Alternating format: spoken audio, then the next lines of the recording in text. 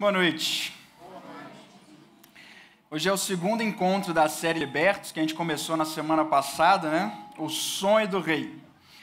E o nosso objetivo é refletir sobre o real significado da liberdade, como que ela pode se aplicar de fato, de verdade na nossa vida, né? À luz da Bíblia.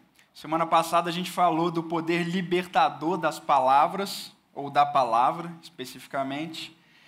A gente discutiu um pouquinho a ideia de que só há vida na palavra e que a restauração de toda opressão, medo, culpa, só pode ocorrer num retorno à palavra. Então a gente discutiu um pouquinho essa ideia e concluiu que a liberdade ela está em obedecer. Caso você tenha perdido alguma coisa daquilo que aconteceu, você pode conferir no nosso site, note.org.br.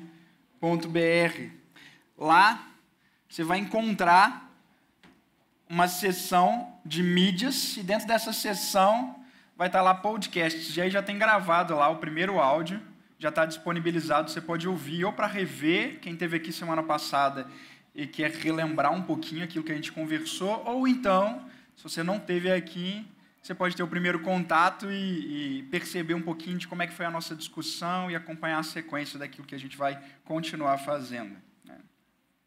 O nosso tópico hoje é: ser declarado livre é suficiente? Será que depois da carta de alforria, será depois que houve o cancelamento da dívida, será que depois que aconteceu o perdão, a liberdade ela é efetiva de fato? A gente é completamente livre? Me permitam voltar de novo num outro trecho do discurso I Have a Dream que Martin Luther King fez lá em Washington. Ele diz assim, num determinado ponto do discurso: há 100 anos, um grande americano, sob cuja simbólica sombra nos encontramos, assinou a Proclamação de Emancipação. Esse decreto fundamental foi como um grande farol de esperança para milhões de escravos negros que tinham sido marcados nas chamas da injustiça. Veio como um alegre amanhecer para pôr fim à longa noite de cativeiro. Mas 100 anos mais tarde, devemos encarar a trágica realidade de que o negro ainda não é livre. Martin Luther King estava perante o Memorial Lincoln. E o Dr. King se refere aqui àquele documento assinado pelo referido presidente em 1863, quando ele declarava a liberdade para mais de 3 milhões de negros no sul dos Estados Unidos, principalmente, né, que era a região daquele país que ainda lutava para permanecer com o regime escravagista. Bom, Abraham Lincoln, apenas de guerra, assina o documento, consegue fazer o decreto de emancipação. Os negros foram declarados livres, mas a liberdade ainda estava muito longe de ser uma realidade na vida deles. Quero te convidar para reparar nessa foto aí. Repara nesse sujeito à direita da foto, o segundo. Martin Luther King está no centro. Isso é uma foto de uma das marchas. E eu queria que você atentasse para esse indivíduo aí. Chama-se Rabino Abraham Joshua Heschel. Eu chamava que ele já é falecido. Ele e Martin Luther King foram amigos muito próximos. Quem que era Abraham Joshua Heschel? Nascido na Polônia, Heschel ele vinha de família judaica, profundamente religiosa, de rabis racídicos. Ele cursou seus estudos doutorais na Alemanha, concluindo, imagine, semanas antes de Hitler tomar posse do poder. O diploma de Heschel ficou travado, ele precisou fugir para a Europa para tentar salvar a sua vida naquele contexto nazista. Conseguiu ver a sua família um pouquinho antes da Alemanha invadir a Polônia, por volta de 1940, sua mãe, sua irmã, o restante da sua família, os amigos, todos foram mortos. O mundo de Heschel começou a ruir. Naquele período, a Alemanha estava efervescendo em diversas áreas, na área da filosofia, na área da música, na área das ciências em geral, e ele estava ali, naquele naquela efervescência cultural, intelectual, muita coisa acontecendo, descobrindo novas coisas de uma hora para outra. Todo aquele contexto, toda aquela atmosfera de vida começou a ruir.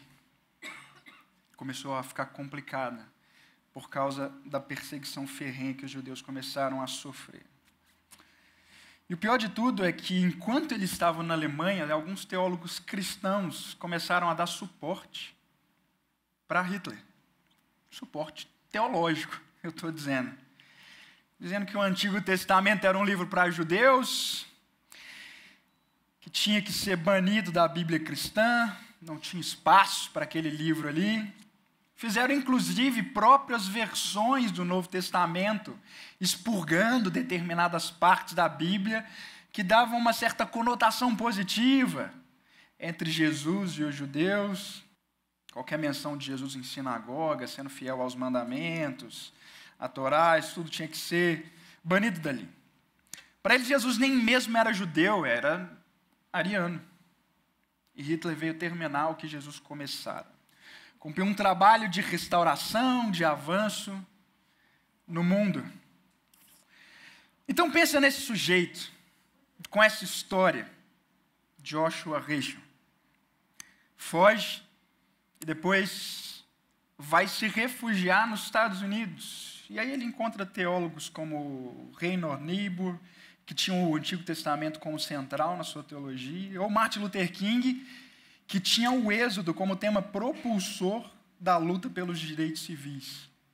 Aquilo para ele foi extraordinário, porque a figura que ele tinha se deparado na Alemanha, que se começava a se construir como uma Alemanha nazista, era extremamente trágico, principalmente para o seu contexto de vida. Heschel e Martin Luther King se encontraram pela primeira vez em Chicago em 1963, numa conferência sobre religião e raça. Primeira vez que os dois toparam um com o outro. E a conexão foi imediata. Sabe quando você encontra alguém assim de primeira e parece que, como dizem, o anjo bateu, sei lá, né?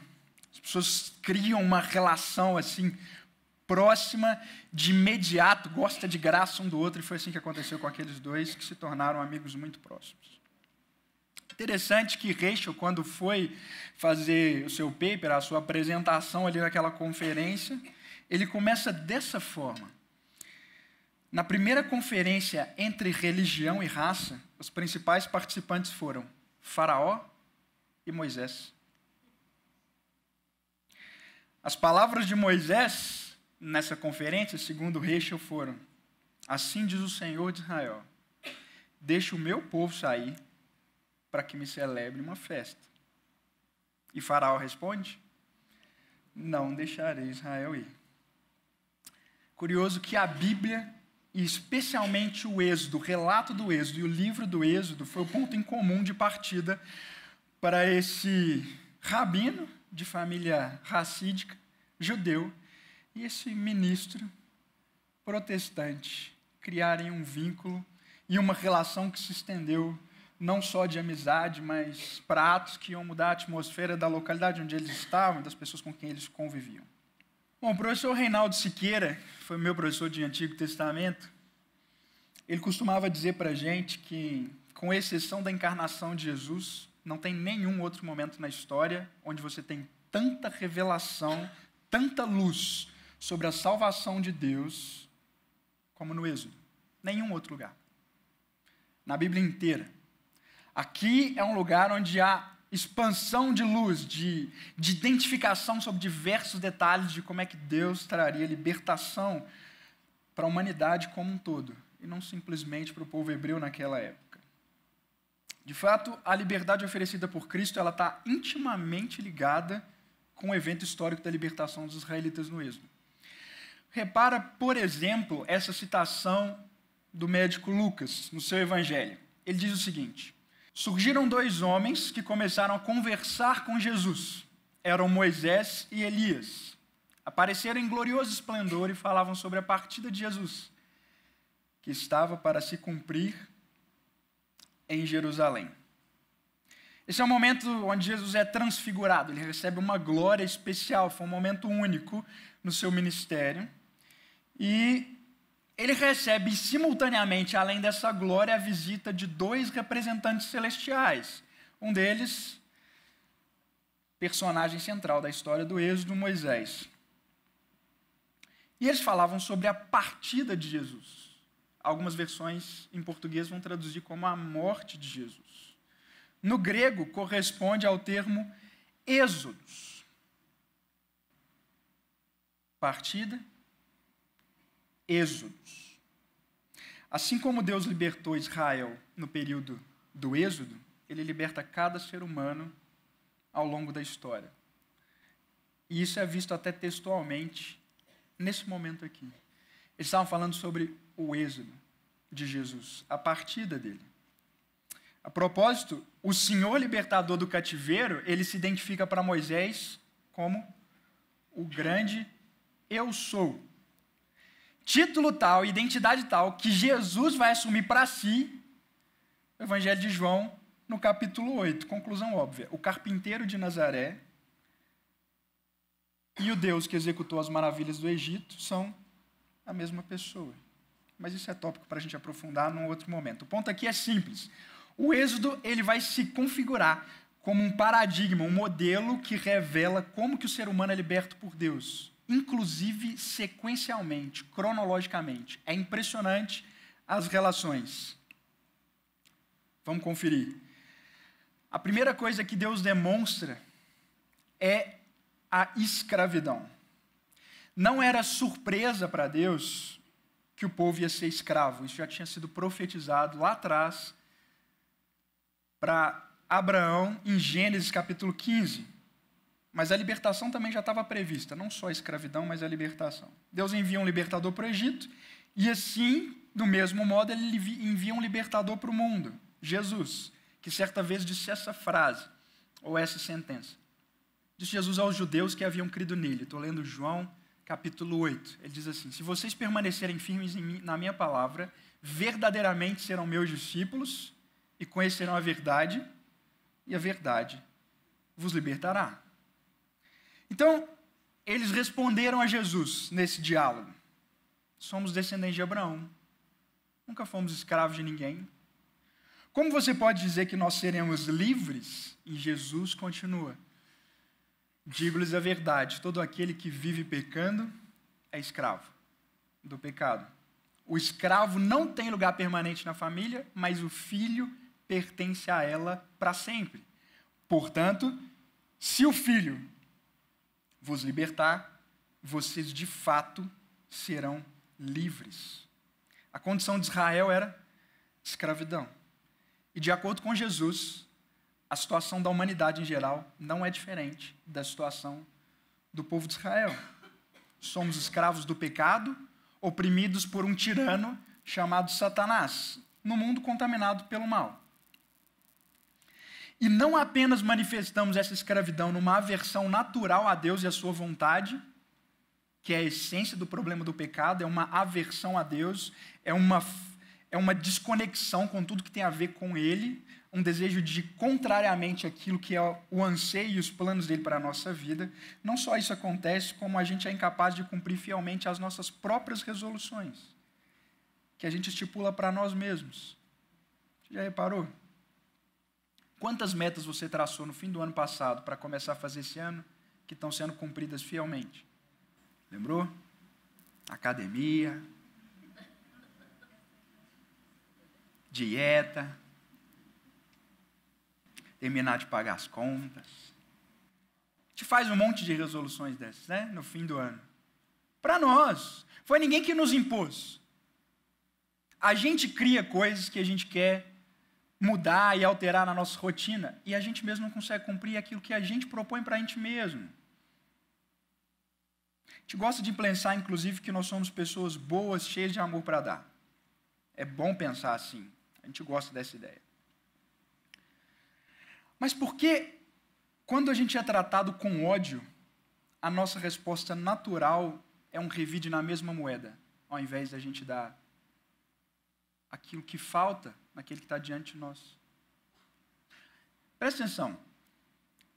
Se você tem abundância de pão, comida, em fartura, Nem que se você queira, você vai conseguir comer, vai estragar. E tem uma pessoa faminta na sua frente, o que você faz? Você dá, certo? Não vai ser nem não vai te sacrificar nada, não vai ser doloroso, porque está sobrando. Então você dá para aquele que está em falta. Se a gente é tão cheio de amor assim, não seria normal que quando alguém refletisse uma esfera de ódio completa na sua frente, a gente, poxa, a pessoa está tão carente de amor, eu tenho tanto, eu vou dar. Mas não é isso que acontece normalmente, é?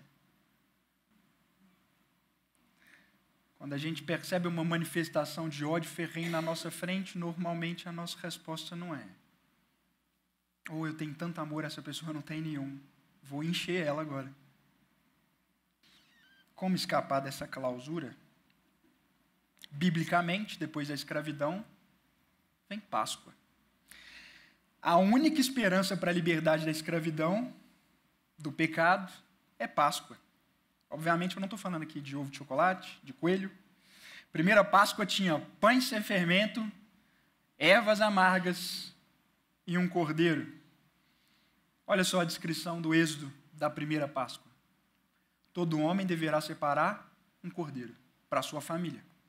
O animal escolhido será macho de 1 ano, sem defeito. Toda a comunidade de Israel irá sacrificá-lo ao pôr do sol. Passe, então, um pouco de sangue nas laterais e nas vigas superiores das portas das casas nas quais vocês comerão o animal. Essa é a descrição do primeiro Êxodo. E ela continua: comerão a carne assada no fogo, com ervas amargas e pão sem fermento. Quando os seus filhos lhes perguntarem o que significa essa cerimônia, respondam-lhes: é o sacrifício da Páscoa ao Senhor, que passou sobre as casas dos israelitas no Egito e livrou as nossas casas. A libertação no livro do Êxodo está diretamente ligada com comer do cordeiro, com comer pães sem fermento. E quem tivesse a marca do sangue desse cordeiro, esse era feito livre.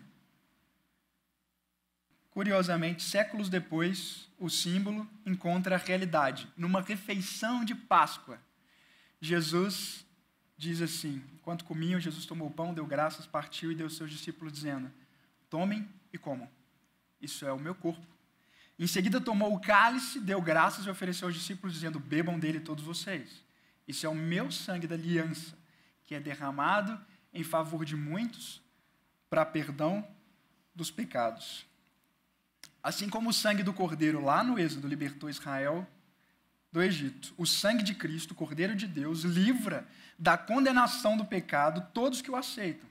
É por isso que Paulo, lá na primeira carta aos Coríntios, capítulo 5, ele vai identificar Cristo como o nosso Cordeiro Pascal. Ele vai literalmente usar essa expressão. Muito bem, mas quem era escravo e se tornou livre por meio do Cordeiro, o que acontece com ele agora? Ele é convidado para fazer uma aliança com Deus. Reparou que Jesus usou esse termo, sangue da aliança? Olha só, outra descrição do Êxodo. Capítulo 19 agora. Tendes visto o que fiz aos egípcios, como vos levei sobre asas de águia e vos cheguei a mim. Agora, pois, se diligentemente ouvides a minha voz e guardardes a minha aliança, então sereis a minha propriedade peculiar, dentre todos os povos, porque toda a terra é minha, vós me sereis reino de sacerdotes e nação santa. Deus não queria apenas tirar eles de uma terra de opressão. Repara no começo do verso que Deus fala assim: eu vos fiz chegar até mim. A ideia de Deus era ansiar trazer eles para perto dele próprio. Esse era o objetivo de Deus. Então o povo que foi liberto é convidado agora a entrar em aliança com Deus, que nada mais é do que ouvir a sua voz e guardar os seus mandamentos. E há muita confusão aqui sobre esse assunto. Muita gente acredita que a lei foi dada como um meio para você se libertar da escravidão do pecado. Muita gente. Nada mais distante do ensino bíblico. Os mandamentos de Deus, eles são dados para pessoas livres, que pela graça entraram em aliança com Deus. A sequência bíblica é essa: depois da liberdade, a lei. Agora que você foi liberto, você vai andar num caminho de vida. Guarde os meus mandamentos. Há uma infinidade de textos que vai falar isso, que vai expressar essa ideia, e eu vou usar aqui um só, básico, que é exatamente a introdução dos 10 mandamentos, que normalmente quando a gente lê a gente pula, mas talvez esse prólogo, se não é a parte mais importante, é das partes mais importantes para a gente entender o significado do decálogo, dos 10 mandamentos. Olha como é que ele começa. Então falou Deus todas essas palavras. Eu sou o Senhor teu Deus, que te tirei da terra do Egito, da casa da servidão. Esses 2 textos apontam para muita coisa, mas basicamente nós vamos mencionar 2 pontos aqui. Primeiro é que o texto identifica quem fala. Novamente, após o caos, Deus fala.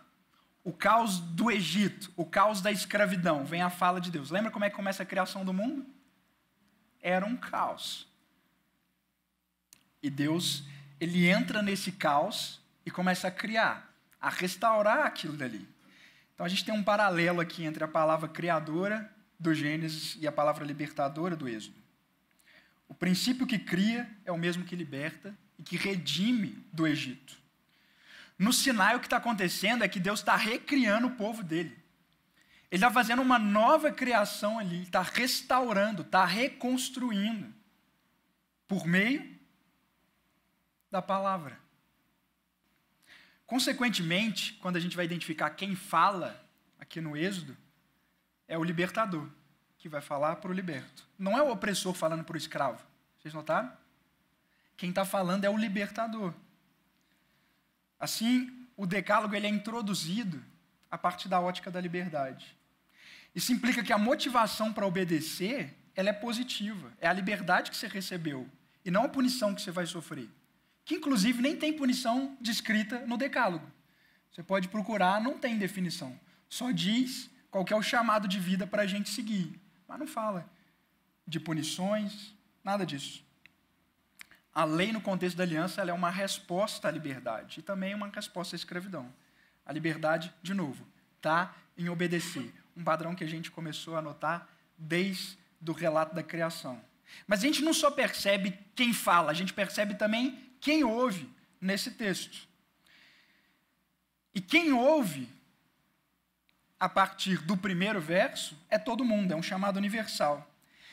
Essa expressão é uma expressão única que não aparece em nenhum outro lugar do Pentateuco. Literalmente diz, e falou Deus todas essas palavras dizendo. Normalmente, quando Deus fala, ele endereça o discurso para alguém. E falou Deus essas palavras a Moisés. Falou Deus essas palavras a Miriam. Falou Deus essas palavras ao povo. Aqui não. Aqui não tem destinatário. Não tem discurso endereçado.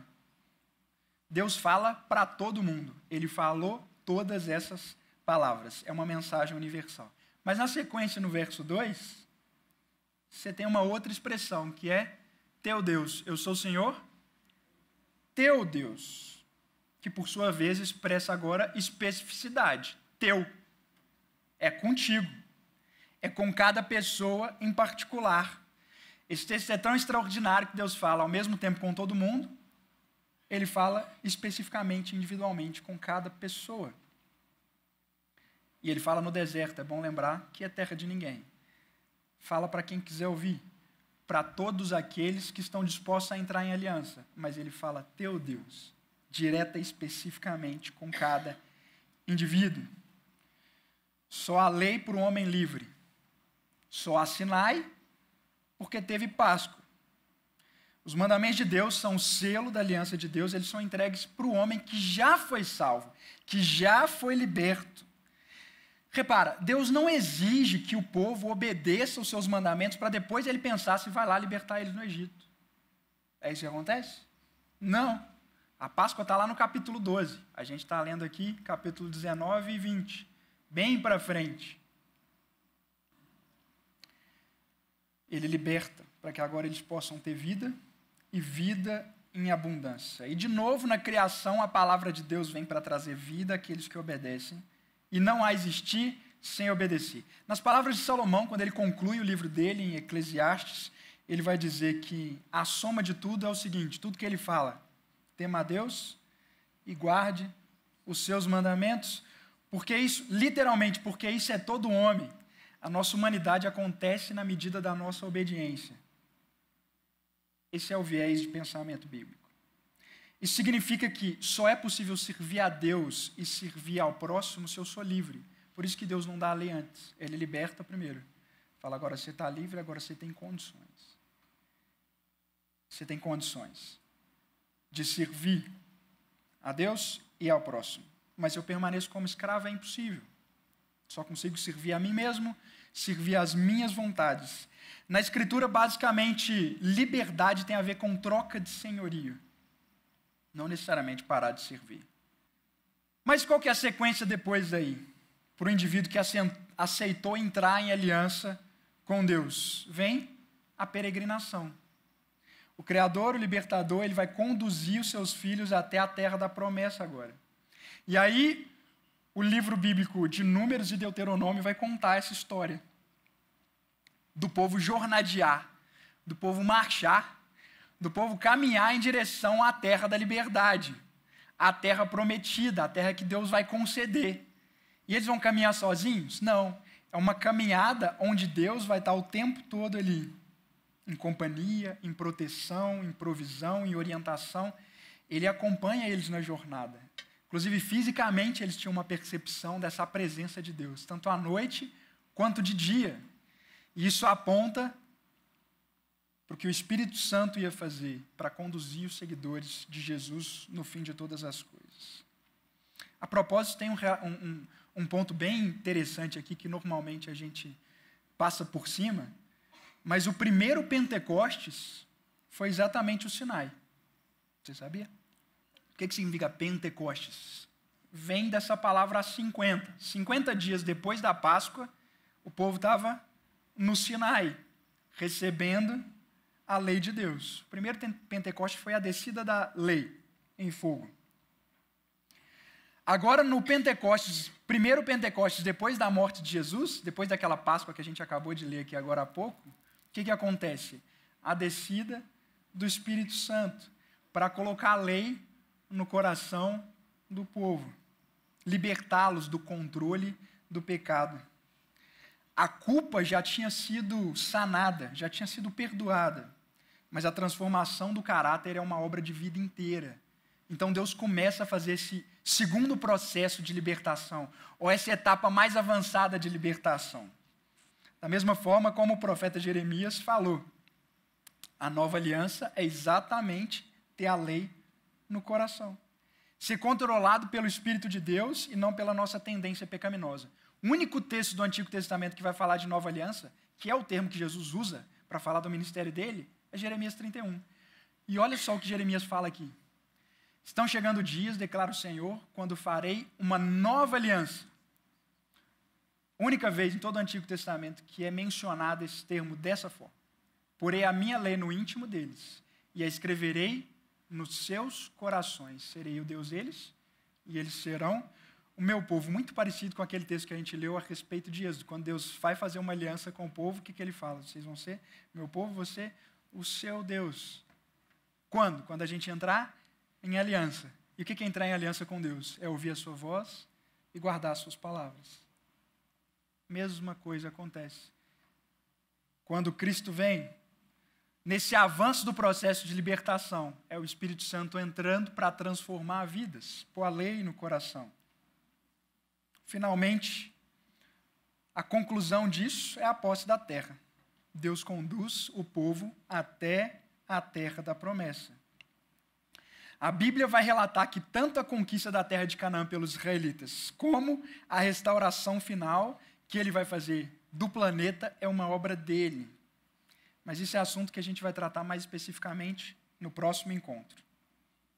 O escravo ele é feito livre pelo sangue do Cordeiro. Então ele é convidado a fazer uma aliança com Deus. Depois dessa libertação da Páscoa, guardando os seus mandamentos. Daí ele inicia uma peregrinação, uma caminhada na companhia de Deus até a nova terra. Essa é a sequência da libertação do Êxodo e da libertação de cada ser humano em toda a história da humanidade. Essa é uma outra figura que impactou profundamente a vida do Dr. King, Mahatma Gandhi. A luta desse indiano era pautada pelo princípio da não violência. E é daí que ele vai impactar e influenciar diversas pessoas, inclusive nessa esfera ativista, da ação não violenta de rebelião ou de confronto. O Estado cometia suas injustiças e segregação. E qual que era o princípio de Gandhi? Desobedecia pacificamente, fazia greve de fome. Que é, de certa forma, um ataque contra ele mesmo. Não é um ataque contra o outro. É uma privação de si. A violência já era tanta contra o povo que a melhor maneira de reação era a não reação. Isso provava para o opressor que ele perdera o domínio. Ele não tinha como controlar o sujeito, porque ele estava dominando a si mesmo. Ele estava privando-se a si mesmo. O oprimido tinha o controle das suas ações, tinha o controle dele mesmo. De modo semelhante, o Dr. King ele vai liderar marchas onde as pessoas eram oprimidas, onde as pessoas eram humilhadas, às vezes as pessoas apanhavam em silêncio e revelavam estar sob controle delas mesmas e que os opressores não poderiam dominar-lhes à vontade, não poderiam controlar aquilo que eles iam fazer, porque eles eram senhores deles mesmos. Eles eram senhores da sua vontade. Amigos, ser declarado livres é muito bom. Sermos declarados livres é ótimo. Mas não é suficiente. Esse é só o início do processo. Após não haver nenhuma condenação em Cristo Jesus, é preciso viver pelo Espírito de modo que o indivíduo controle os seus impulsos. Ele não seja regido mais animalescamente, como um escravo. Ao nos arrependermos, nós recebemos um perdão imediato, pontual.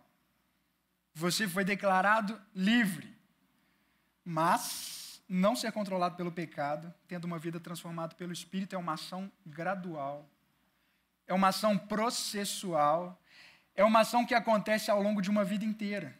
Ser justificado, repito, é apenas o começo da coisa. Depois da gente receber a liberdade da culpa do pecado, a gente precisa ser liberto do domínio dele, do controle. A gente precisa aprender a viver como livre. E essa é uma obra diária que o próprio Deus realiza em nós. É uma peregrinação para todos nós, enquanto entramos em aliança com Deus, aprender a viver como livre. E a gente vai ver, inclusive, no reflexo do relato da história do Êxodo, que o povo teve bastante dificuldade. Aprender a viver como livre. Passaram tanto tempo em regime de escravidão que mesmo depois de serem declarados livres, o povo tem dificuldade de viver como livre. Sente saudade do Egito. Sente saudade de uma vida sem Deus, de uma vida de opressão. Preferem o gosto daquela vida medíocre, ao invés de aprender a viver o desafio da liberdade. O desafio de entrar no deserto e encarar o desconhecido na confiança em Deus. Concluindo, hoje a gente viu que o Êxodo é um modelo de como cada pessoa é liberta por Deus ao longo da história humana. Se a gente quiser entender como é que acontece liberdade na vida, a gente tem um exemplo claro aqui, um paradigma, um modelo, Êxodo. Segunda coisa que a gente viu, básica, ser declarado justo é apenas o início do processo de liberdade, não é o processo inteiro. A partir daí, o Espírito Santo ele vai começar a trabalhar, iniciar um processo contínuo de libertação do controle do pecado, para a gente ser senhor da gente mesmo, guiados por Deus. Está disposto a trilhar esse caminho? Está com vontade de encarar essa oportunidade de viver em liberdade crescente, de não ser dominado pelos impulsos, mas ser dominado pelo Espírito de Deus? Bom, a gente quer continuar nessa senda e nessa caminhada juntos. Se você não recebeu um cartãozinho semana passada, hoje, depois você pode pegar na saída, escreve seu nome, seus contatos, para a gente continuar essa caminhada junto. Porque a gente não precisa fazer ela sozinho. E ela, na verdade, no Êxodo também não é feita sozinha. Ela é feita conjuntamente. Um grupo de pessoas, um povo, segurando na mão de Deus, buscando orientação dele para aprender a viver como livre. E é isso que a gente quer fazer junto. Você é convidado para estar com a gente nesse processo e vai ser muito bom fazer isso junto contigo. Vamos orar? Pai, eu quero te agradecer porque o Senhor não só proveu liberdade no Êxodo, mas o Senhor provê liberdade hoje em Cristo e pela ação do Espírito Santo. Eu te peço que cada um de nós aqui possa ter esse privilégio e essa graça de receber a influência do Senhor para viver uma vida cada vez mais livre diariamente. Em nome de Jesus eu te peço. Amém. Amigos, quando que isso acaba? Quando que a gente vai ser livre da culpa, do controle e da morte? Bom, sobre isso a gente conversa no próximo encontro. Como que vai ser a nossa liberdade final? E a gente se vê. Até lá. Obrigado.